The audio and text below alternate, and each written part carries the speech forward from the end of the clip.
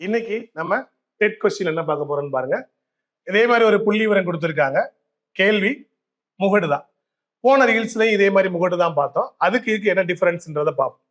ஒரு புள்ளி விவரம் கொடுத்துருக்காங்க. ஏற்கனவே சொல்லியாச்சு, முகடுனா என்ன அப்படின்னா, ஒரு புள்ளி விவரத்துல எந்த டேட்டா மேக்சிமம் ரிப்பீட் ஆயிருக்கோ அந்த டேட்டாவுக்கு பேர் தான் முகடு அப்படின்னு பேர்.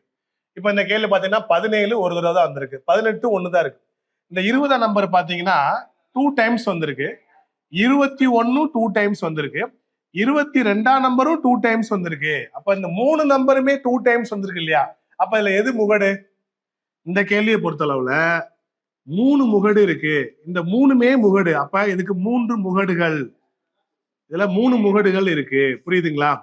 ஒண்ணுதான் இருக்கணும்னு அவசியம் இல்ல. ஒரு முகடு இருக்கலாம், 2 முகடு இருக்கலாம், 3 முகடு கூட இருக்கலாம்.